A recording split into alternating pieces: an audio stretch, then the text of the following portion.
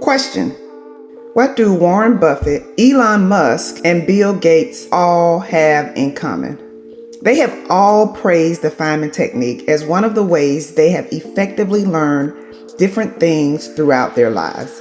So Richard Feynman was a famous physicist who created and proved an effective way to learn new subjects.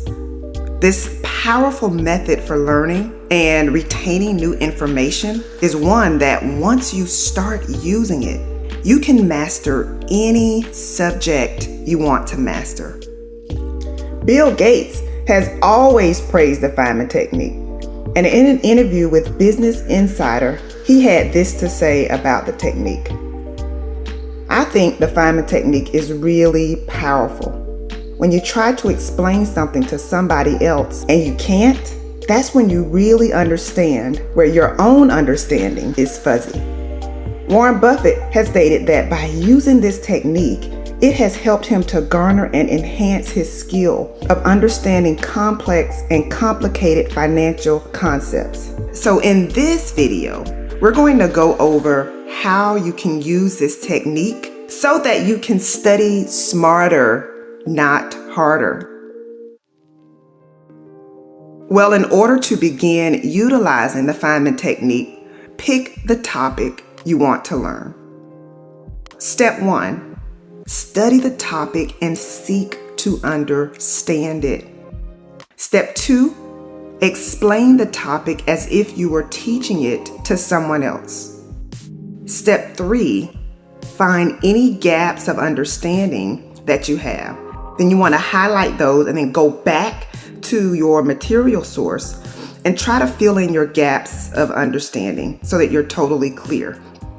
Step 4, you repeat this until you can explain the concept in a simple, clear way with confidence. So Feynman discovered that by breaking down complex topics into simple, easy to understand explanations, you're not only learning the material, but you're also getting a deeper understanding of the subject. You might be thinking, this all sounds great, but does the Feynman technique truly work? And the answer is yes, it 100% does. In a 2021 study published by Ricolito's Multidisciplinary Research Journal, they showcased that the Feynman technique was a technique that could help students in class and with remote learners as well. In this study, students in grades 4, 7, and 11 were randomly assigned to be either in the experimental group or the control group. Each group went through a pre-test and a post-test to showcase the effectiveness of the Feynman technique. And guess what? The results were astounding. It showcased that the experimental group who had used the Feynman technique for the post-test had higher test scores and retained the information better than the control group who did not use the technique. So let me give you an example of how you can use this technique. Say you have an important science exam coming up, and one of the topics that you are struggling with is photosynthesis. So how would you be able to implement this technique to help you remember the process of it? Well, you would start off by learning what photosynthesis is. Next, you would explain how it works as if you were teaching a classmate. And so as you're explaining what the process of photosynthesis is, you should take notes where you seem to be struggling to remember. This allows you to highlight the information that you need to go back and learn more about. And so by utilizing this process, you are strengthening the knowledge you already know while highlighting the parts you need to learn and study more in depth. This technique is very, very, very beneficial when used, because by breaking down the topic you are studying into simple, easy to understand explanations, it literally forces you to actively engage in your learning. And by actively engaging in what you are studying, You're able to retain and recall the information better than just reading it off of a page. It also helps you highlight the trouble areas you have in the studying process, which in turn helps you study the stuff you don't understand versus the stuff you understand very well. So this is where you're gonna also save time. Now, one of the biggest things to remember is that this technique takes time and practice to master. Don't beat yourself up the first time you try it, because the more you use this technique, the better you're going to get at it. And then you're going to get to a place where you're able to break down complex topics into very simple terms. So as they say, practice makes perfect. The Feynman technique is one of the most popular studying techniques around the world. And best of all, you can use it beyond just your schoolwork. You can use it in your personal life. You can use it to learn any topic that you're interested in, like different languages, film history, and more. And so by being able to break down complex concepts into simple and easy to learn explanations, you can retain this information better and for longer periods of time. So give it a try and see how studying smarter, not harder, can save you time and curb frustration. Thank you so much for watching. Happy learning. First rule, the moment you start to slide, you're shoveling against the tide. What you need to do is what? Take a break. And here's what's cool about it. You can study for a half hour. It doesn't take a half hour break to recharge your batteries. For most people, about 5 minutes. We always dread sitting down to study for extended periods of time. But what you may not realize is that you are hindering yourself from studying effectively if you do this. As Marty Lobdell explains in his lecture, things that are reinforced we tend to do more of. Things that are punished or ignored, we tend to do less of. This can transfer to how we study as well. If we dread sitting down to study for 5 hours straight, we aren't going to study nearly as well as if we break up our study into smaller chunks of time. According to London's Global University, 5 of the benefits of taking study breaks include improved memory, reduced stress, improved health, and boosts to your energy, as well as boosting your performance and creativity. The main point to take away from this is to make sure to break up your study time from longer periods to shorter ones with scheduled breaks. As a bonus, add on a well-deserved treat at the end of the study time. It'll help motivate you to be more productive during your allotted study time. And this is where you go away, do something fun for 5 minutes. Call a friend, talk to a child, talk to a parent, a roommate. Enjoy some music. Do something you enjoy and actually say, this is my treat for having studied for 30 minutes effectively. Go back and here's what happens. Your efficiency is nearly 100%. Study a half hour, take a break. Study a half hour, study a half hour. Creating a study area is one of the best ways to help you when it comes to studying. Researchers asked the students, what's the biggest problem with studying? They said, we can't get into it. The university in question had primarily dorm rooms. One side bed, another side of bed, study area, right? In one room, you sleep, you groom, you talk with people, you socialize, you study, you snack. It's a multi-purpose room, and yet you're supposed to study. As Marty explains, we have certain cues as people when in certain areas of our homes. By using a designated study area where all you do is study, you train your brain and yourself that this is the area where you study, and that's all it is used for. In the Hawaiian dorms, all of the rooms had a gooseneck lamp. So the professor said, we're going to try a little experiment. Take that lamp, make a little sign and put it on it, study lamp. Use it only for studying. You don't dress by it, you don't have BS sessions by it, you don't snack by it, you don't clean the room by it, nothing. You use the other lights for all other functions. You're ready to go, turn on the lamp and start studying. The moment you lose your edge, 15, 20, 30 minutes later, turn the lamp off, get up and leave the desk. what you're training yourself to study while seated there.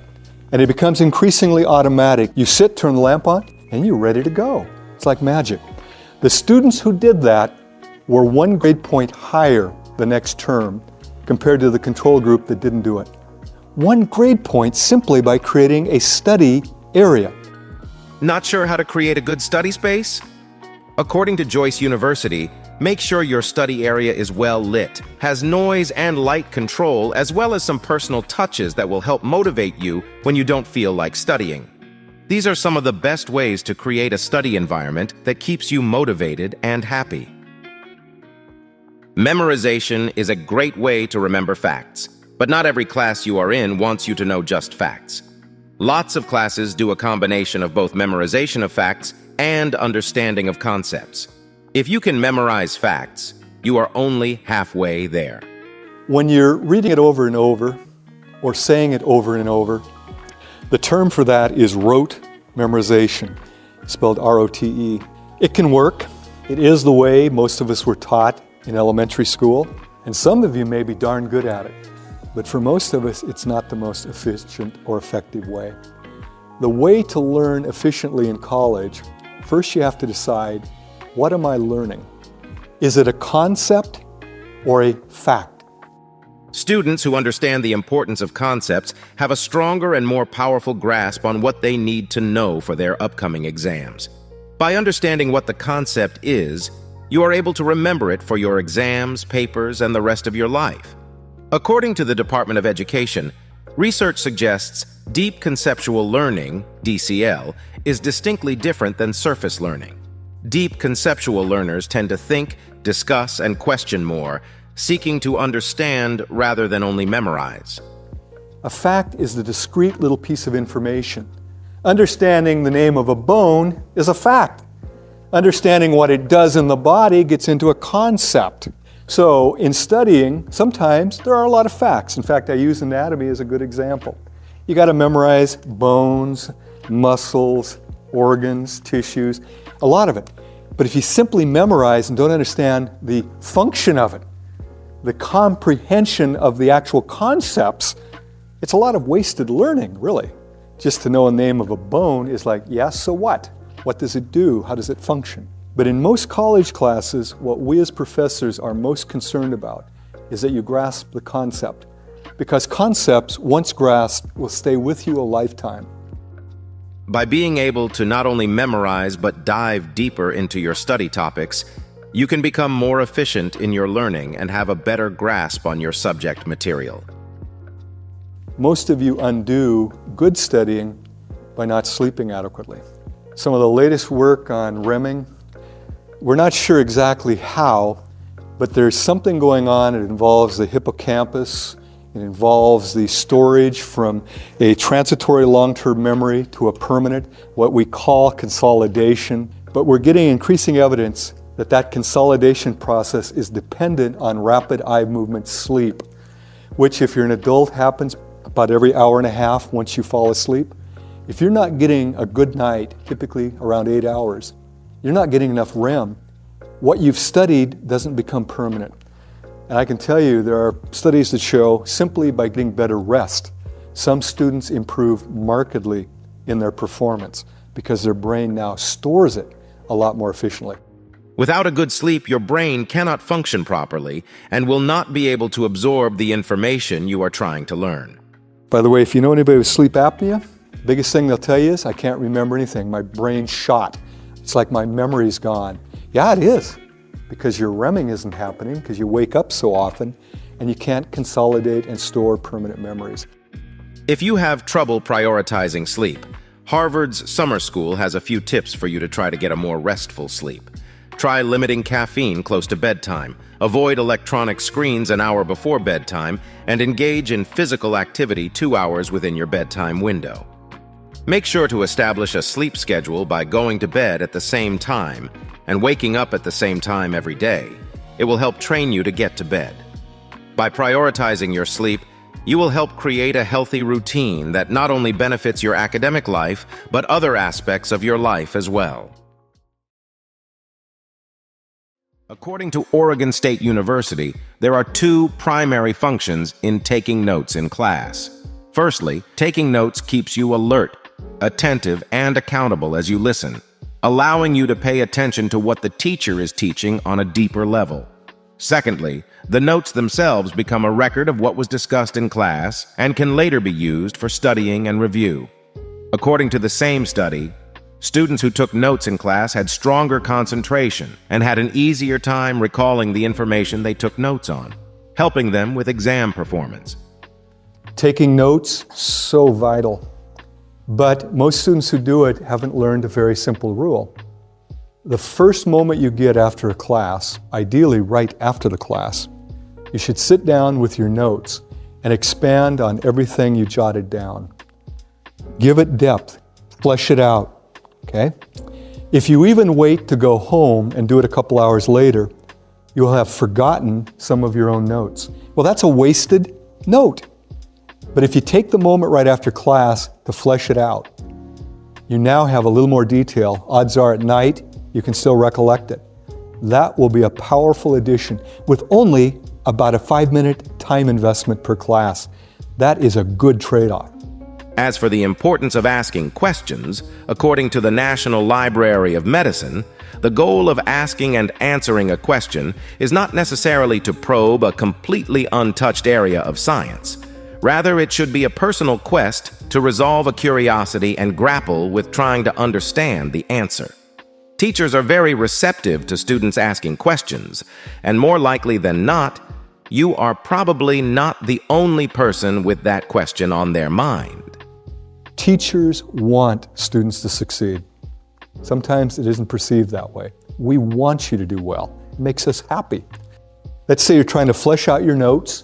It's like, I remember they said it or he said it, but I don't know what it was about. Look for a classmate. They're usually hanging around. Go up to somebody and say, hey, what was that about? And they can tell you. You come to my office, not just with, I'm not getting anything, but what was that about when you were talking about REM sleep, And I started explaining, that's what my life's about here, okay? We love it. That's a legitimate thing. Or if you don't want to go to the instructor's office, most of us start up a class. Any questions? Yeah, yesterday I didn't quite understand this piece about ontogeny recapitulating phylogeny. Okay, we'll go through that quickly. Once again, we like that. We want you to be successful. By taking an active part in your own learning, whether it be writing notes or asking questions, you'll see how easily it helps you when it comes to your studying later.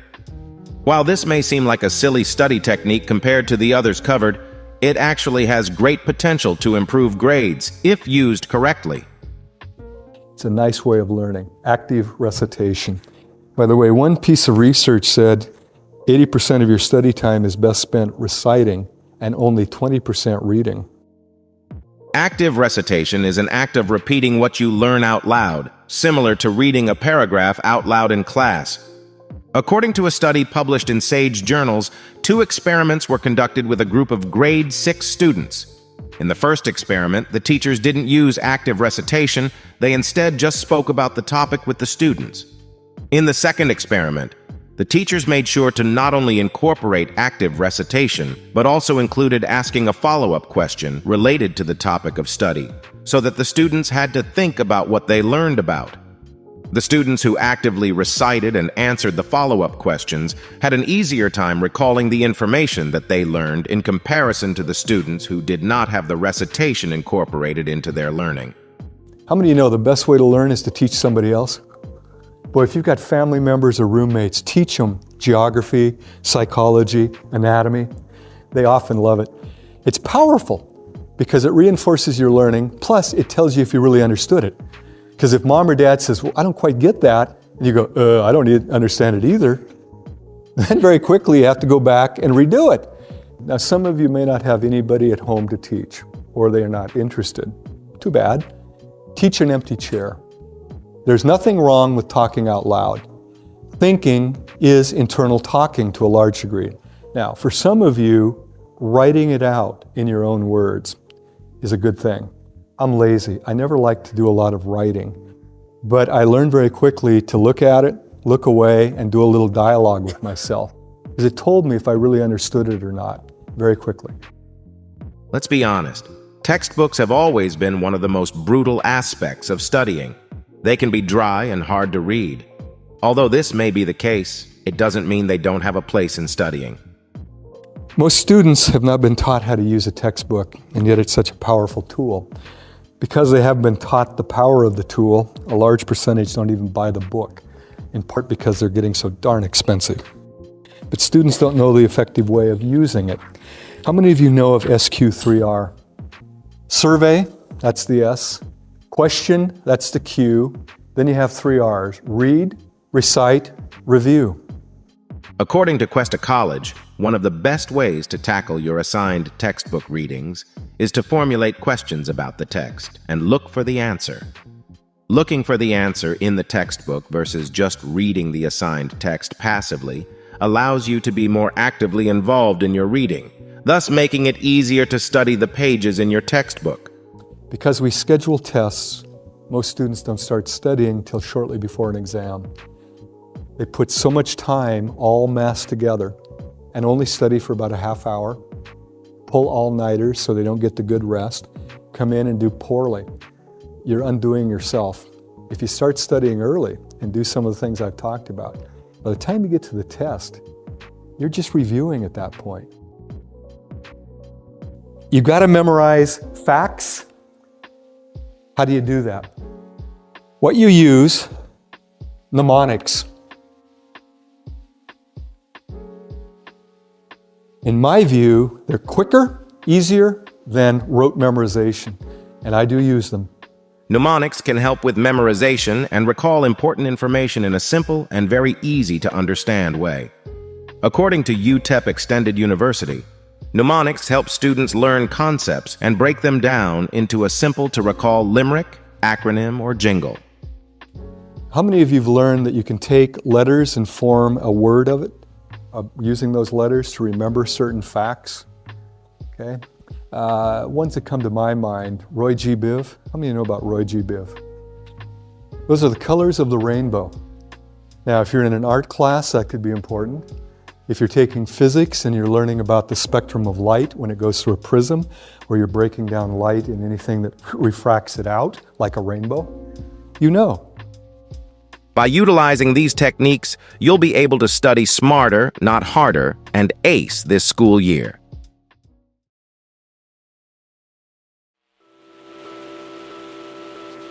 Finding good study techniques is one thing, but finding good study techniques that work is an entirely different thing.